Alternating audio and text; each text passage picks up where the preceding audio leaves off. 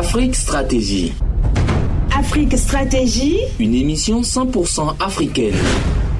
Politique, diplomatie, tactique, consulting, l'art de la gestion. Avec le stratège par excellence, le coach Patrick Armand Pouillon. Chers amoureux de la stratégie politique, bonjour et merci pour votre fidélité sans faille. La situation politique de ces derniers temps nécessite qu'on y prête attention. Il y a 5 jours, Alpha Condé, le président de la Guinée depuis 2010, a été arrêté et destitué suite à un coup d'État. La CEDEAO réagit. En Afghanistan, les États-Unis seraient piégés par les talibans. Au Bénin, les écureuils sont de retour sur les terrains depuis quelques semaines. Plusieurs interprétations sont données à ces différentes situations. Mais, qui de mieux qu'un stratège pour nous faire le décryptage? C'est pour cela que nous avons invité pour votre plus grand plaisir le stratège et coach Patrick Armand Pouillon pour nous aider à comprendre et à mieux comprendre. C'est après ceci, depuis le studio Comelin Bernard Pouillon de Cotonou.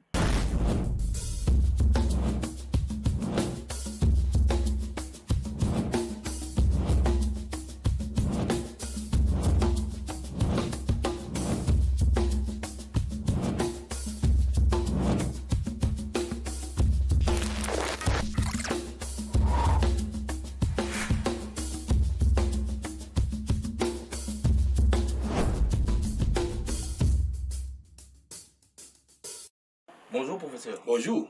Alpha Condé a été balayé de la tête de la Guinée. Qu'en pensez-vous? Je pense ce que les Guinéens pensent. Les Guinéens de toutes tendances confondues, y compris le parti de Alpha Condé, pensent que c'est une solution salutaire, que c'est une libération. Je pense ce que pensent les prisonniers politiques qui ont été libérés. Je pense ce que pense celui qui a gagné les dernières élections, qu'on a volé et qu'on a emprisonné pratiquement. Je veux parler de Cellou Dalein Diallo. Je pense donc ce que pensent tous les Guinéens en majorité qui se sont exprimés. Je pense ce que pense l'armée guinéenne en totalité. Et sur la petite histoire, je pense ce que pense le parti d'Alpha Condé, qui s'est déjà rallié à ceux qui ont fait le coup. Donc bref, les Guinéens, quasiment à l'unanimité, pensent que Dieu a sauvé la Guinée. Alors je pense que Dieu a sauvé la Guinée. La CEDEAO condamne et suspend la Guinée de ses institutions, mais ne prend aucune réelle sanction. Êtes-vous satisfait en votre qualité de stratège? Bon, je suis satisfait du fait que la CEDEAO, consciente de l'enjeu, consciente de la situation, n'a pas pris de sanctions personnelles ou autres contre la Guinée. Mais seulement, je crois que la CEDEAO a raté une occasion de redoubler, de retrouver son autorité et sa crédibilité. Je ne le dis pas en termes de critique parce qu'ils n'auraient pas pensé à ça, mais je veux les amener à désormais penser à ça. Il s'agit de quoi? Il s'agit d'un pays, la Guinée, dont le président a violé tous les textes de la CEDEAO. Il s'agit d'un président, la Guinée, dont le président a fait merde à ses collègues présidents de la CEDEAO. Il s'agit d'un pays où le président a violé le protocole sur la paix et la démocratie de la CEDEAO violemment. Il a violé violemment. Autrement dit, il s'agit d'un pays qui avait déjà quitté l'ordre constitutionnel.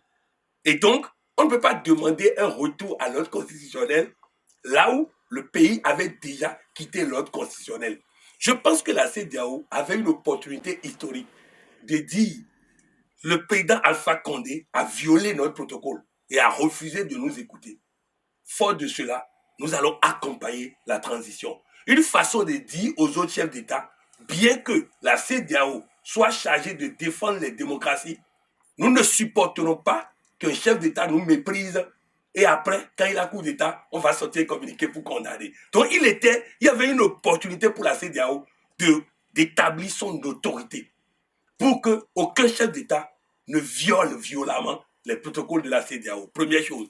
Deuxième chose, c'était l'occasion de se recrédibiliser auprès des populations parce que les populations ont le sentiment que la CEDEAO ne dit rien quand les chefs d'État quittent l'ordre constitutionnel et apparaissent quand on met fin à la violation des protocoles de la CEDEAO. Donc bref, je crois qu'ils ont raté une opportunité. C'est assez simpliste de le dire comme ça, mais je crois qu'à travers les échanges que nous avons avec ces dirigeants en inbox, nous travaillerons à ce qu'ils comprennent qu'il y a des occasions comme ça pour faire régner l'autorité de la CEDEAO au niveau des chefs d'État, mais aussi au niveau des populations. Alors dites-nous, la CEDEAO aurait-elle pu faire autrement? Oui, comme je l'ai dit, elle aurait pu non pas condamner comme principe, non. Il ne faut pas condamner comme principe, puisqu'ils n'ont pas condamné comme principe.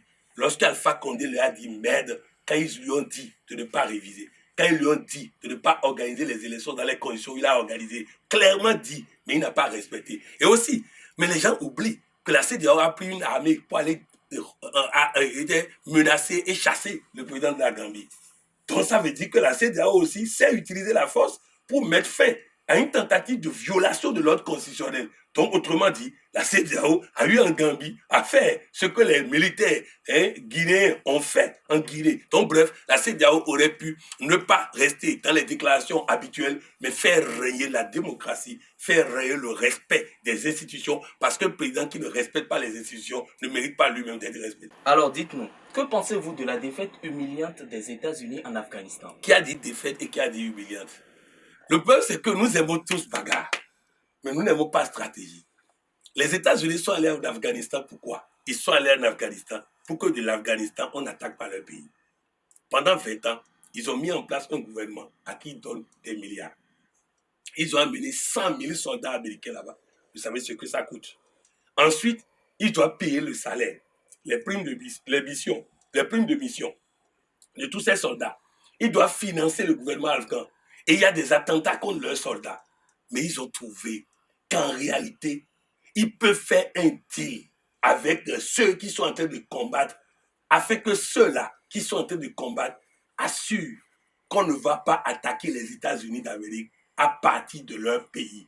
Autrement dit, ils atteignent le même objectif pour lequel ils sont allés là-bas, sans dépenser plus de l'argent, sans risquer la vie de leurs soldats et sans financer un gouvernement corrompu et incapable. Voilà pourquoi ils se sont retirés, faisant un deal avec les talibans. Parce que tout le monde parle de défaite, mais on oublie que le dernier soldat américain qui est parti a serré la main des soldats talibans avant de partir. Ça veut dire quoi? Ça veut dire qu'ils ne sont plus ennemis. Pourquoi ils vont se combattre quand ils ne sont plus ennemis? C'est de ça qu'il s'agit. En réalité, en matière de stratégie, les États-Unis ont fait preuve de stratégie. Ils ont en réalité gagné. C'est-à-dire, ils ont ramené les talibans, d'accord, mais il n'y a plus. Les terroristes qui étaient sur le territoire et qui attaquaient les États-Unis sont devenus les ennemis des talibans aujourd'hui. Donc les talibans vont faire la sécurité à leur place. Ils se retirent, ils laissent les tâches difficiles. Et c'est ça. Donc en réalité, nous voulons toujours bagage. Je vais vous rappeler un cas.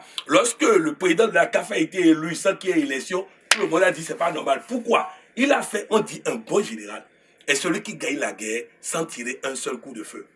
Le président de la CAF a gagné les élections sans combattre personne. Tout le monde a démissionné et lui a laissé la place. C'est ça la stratégie. Bref, les États-Unis ont gagné en Afghanistan pour la simple raison qu'ils ont atteint leur objectif en faisant rentrer les soldats, en économisant de l'argent, en économisant ceci. Ils sont rentrés. Les talibans vont faire la sécurité pour que de là-bas, on ne puisse pas attaquer les États-Unis d'Amérique. Mais les talibans ne respectent pas les droits des femmes. Les Pakistanais respectent les droits des femmes. L'Arabie Saoudite respecte les droits des femmes. L'Émirat Arabe Unis respecte les droits des femmes. Le Qatar respecte les droits des femmes. Alors pourquoi on ne fait pas la guerre contre ces pays-là? Pourquoi c'est seulement contre l'Afghanistan qu'on va faire la guerre, alors qu'il y a plein de pays dans la région qui ne respectent pas les droits des femmes? Même cette affaire de droits des femmes, j'aime les femmes. J'en ai comme épouse, j'en ai comme fille, j'en ai eu comme mère. Et j'ai beaucoup de respect et d'admiration pour eux. Mais est-ce que pour autant qu'on va imposer à chaque peuple de respecter chaque catégorie de la société de la même manière que ceux qui sont venus pour dire de respecter? C'est ça le vrai débat. C'est ça la vraie difficulté. Au fait, là, les Occidentaux sont allés en Afghanistan, mettre dans la tête des filles afghanes, des femmes afghanes, leur façon de faire les choses. Résultat, ces femmes ont goûté à ça et réclament ça aujourd'hui. Sinon, dans toute cette partie-là, vous allez constater que les droits des femmes sont limités. Et comme aux États-Unis, ça a été limité dans le temps. comme partout dans le monde, ça a été limité dans le temps. Mais à l'intérieur, il y a comment on appelle, des réactions, des actions pour progressivement permettre aux hommes de comprendre qu'ils gagneraient à accorder plus de liberté aux femmes. Mais c'est un dialogue intérieur. Ce n'est pas de l'extérieur qu'on va venir dire vous devez fonctionner selon tel modèle. C'est une façon erronée de voir les choses parce que je vais vous donner un exemple très simple. Au Mali, j'avais une secrétaire qui est d'une région du Mali qu'on appelle Gabero. Dans cette région, lorsque l'enfant naît, on lui choisit un conjoint à sa naissance. C'est-à-dire, dès que l'enfant naît, on choisit déjà la personne qui va l'épouser et les deux familles s'entendent.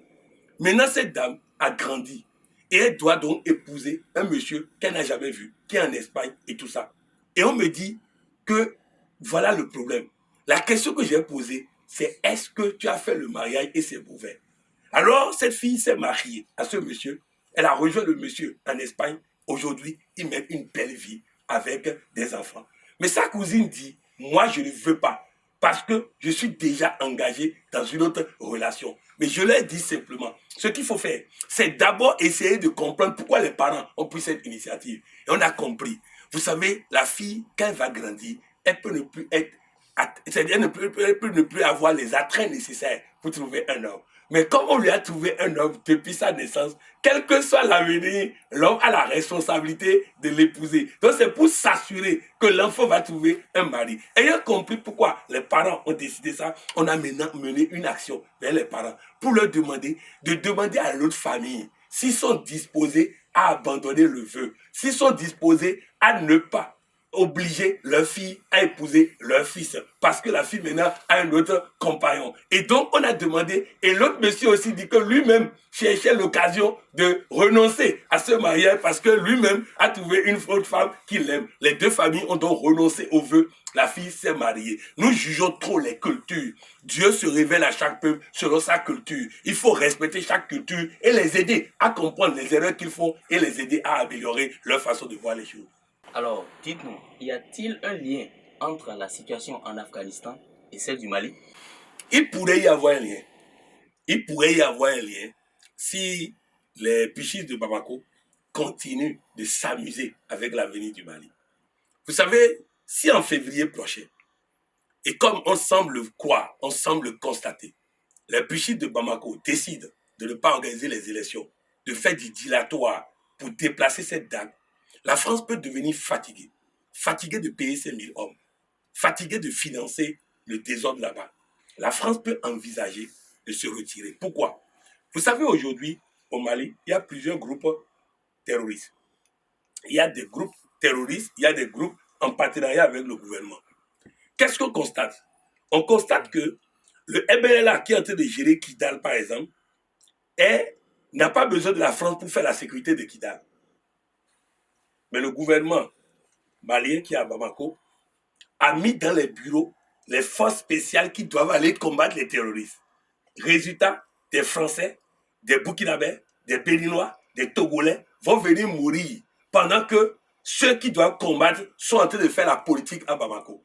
Et dans ces conditions, il est dangereux, il est possible d'envisager, et dangereusement d'envisager, que la France puisse finir par raisonner, comme les Américains, en disant il vaut mieux s'entendre avec les soi-disant terroristes afin que nous nous retirons, qu'ils chicotent les pichistes de Bamako, qu'ils prennent le pouvoir, mais qu'ils nous promettent qu'ils ne feront pas de terrorisme encore, qu'ils respecteront les droits des femmes, un peu comme ce qui se passe en Afghanistan. Donc nous risquons d'aller à ça. Et c'est pourquoi, avec tout le respect du haut président Goïta, je voudrais lui dire que la popularité ou la légitimité dont il a bénéficié dans le temps est en train de s'effriter auprès de la population. Et que bientôt, des groupes politiques vont commencer par organiser des marches contre lui, comme ils ont organisé des marches contre le président Ibeka. Et donc, s'il n'organise pas les élections pour sortir par la grande porte, maintenant qu'il est président et qu'il sera ancien président, maintenant qu'il est riche et qu'il demeurera riche, s'il ne profite pas de ça pour sortir par la grande porte, il risque de finir comme le président Ibeka. Il risque de finir comme le président Alpha Condé. Donc, c'est très important. Et le même message s'adresse à ceux qui ont pris le pouvoir en Guinée. La légitimité qu'ils ont aujourd'hui va s'effriter chaque jour un peu plus.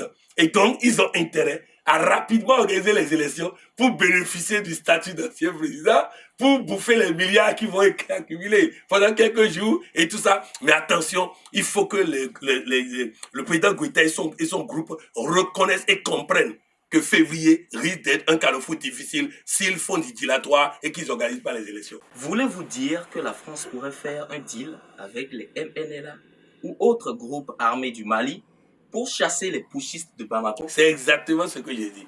C'est exactement ce qui est en train d'être discuté dans les cercles de stratégie en France. C'est exactement. Et vous savez qu'en France, ce n'est pas comme chez nous, on a besoin de beaucoup de choses pour décider. Parfois, tout le monde entend à la télé la décision du président français. Donc, vous voyez qu'un beau matin, le président français peut nous annoncer à la télé qu'il décide de négocier avec les groupes armés. Et parce que les groupes armés semblent l'écouter plus que le gouvernement de Bamako. Donc, vous comprenez qu'en réalité, il est important et essentiel que la légitimité du peuple soit restaurée dans les meilleurs délais afin qu'on n'envisage pas une solution aussi catastrophique. Enfin, prestation des écureuils du Bénin dans les éliminatoires de la Coupe du Monde. Votre analyse? Déjà, les écureuils du Bénin ont gagné à Madagascar et nous avons tous crié victoire pensant qu'il y a un changement. Et les vieux démons nous ont rattrapés dès le match suivant à Cotonou. Je voudrais dire à tous ceux qui m'écoutent, moi je suis stratège, je ne suis pas entraîneur de football. Les 2-4-4, les 4-4-5, ce n'est pas moi. Mais moi je suis stratège et coach. Et donc, quand une équipe monte sur le terrain, comme l'a dit le président l'entraîneur de Madagascar, on regarde si les joueurs ont envie de gagner. Vous allez constater que quand le Bénin encaisse un but, il arrive à égaliser. Pourquoi? Parce qu'il en a les capacités. Et il en a la volonté lorsqu'il est mené au score. Mais dès que nous avons égalisé, nous commençons par nous comporter comme si c'est bon déjà. Or, je vous assure qu'en faisant 1-1 à Cotonou, le Bénin a réduit, voire anéanti ses chances d'être premier du groupe. L'équipe de Congo est en train de se constituer, en train de se chercher. Alors, si nous sommes incapables de battre une équipe du Congo en train de se chercher chez nous au pays, ce n'est pas quand ils vont se retrouver qu'on va aller les battre chez eux. Vous voyez un peu? C'est-à-dire, nous jouons tout le temps, on cherche défaite honorable ou coup de victoire. Défaite honorable ou coup de victoire. Bref, je peux vous dire, les écureuils ont vendangé leur chance de qualification pour cette Coupe du Monde en faisant 1-1 à Cotonou. Il faut que dans cette équipe, on intègre un spécialiste du mental pour qu'à côté de l'entraîneur qui fait les 2-4-4, les 4-4-2 et autres, il y ait quelqu'un pour préparer le mental des joueurs à gagner les matchs. Il faut de la gagne. Je vais expliquer autrement, vous allez comprendre. Vous voyez, les Buffs du Borgou ont l'habitude d'aller à la CAN. Et les champions, les vainqueurs de coupe, comme champions, tout ça. Mais ils n'arrivent pas à avancer. Pourquoi? Parce que le terrain de Parakou n'est pas un terrain international pour qu'ils puissent jouer à domicile. Parce que les Buffs du Borgou ont un esprit de gagner à domicile. On ne les gagne pas à domicile. C'est presque impossible de les gagner à domicile. Ça veut dire que si le Bénin met un stade international à Parakou et que les Buffs du Borgou commencent pas à jouer leur match à domicile à Parakou, vous allez constater qu'ils iront loin à la CAN. Mais aussi, il va falloir que l'équipe travaille son esprit de gagne au-delà de Parakou. Et que le même esprit de gagne, il puisse le développer partout. Quand on monte sur un terrain, avant même pour commencer le match, on peut regarder les joueurs et savoir s'ils vont gagner ou pas. Si on regarde les joueurs, avant même que le match commence, on peut savoir s'ils vont gagner ou pas. Donc, à partir de cet instant, il faut préparer le mental. J'ai constaté que le ministère et la fédération travaillent beaucoup aujourd'hui pour faire venir des spécialistes pour former les gens et tout ça. Mais il faut qu'on forme le mental, la dynamique mentale de nos joueurs. Que les entraîneurs du Bénin aient une formation sur la dynamique mentale. Un joueur gagne un match avant de monter sur le terrain. C'est comme ça se passe. Bref, je crois que nous avons vendangé le chance et il sera difficile de rêver être premier du groupe. Moi, mes pronostics, c'est qu'on sera deuxième ou troisième de ce groupe, tel que nous avons joué les 2 premiers matchs. Nous sommes à la fin de notre émission spéciale. Votre mot de fin. Je voudrais dire à chacun et tous que ce décryptage n'est pas pour donner des points de vue, non, c'est pour éclairer. Parce que nous critiquons les gens sans leur donner des éléments. Il faut donner des éléments pour que les gens soient éclairés et prennent les bonnes décisions. Quand ils vont prendre les bonnes décisions, on pourra commenter. De toutes les façons, je crois que cette émission aurait servi à quelque chose, même si ça ne servi à rien. Écoutez, acceptez comme ça et la prochaine fois, on fera mieux. Merci, coach. Merci. Afrique Stratégie. Afrique Stratégie. Une émission 100% africaine. Politique, diplomatie, tactique, consulting, l'art de la gestion. Avec le stratège par excellence, le coach Patrick Armand Pouillon.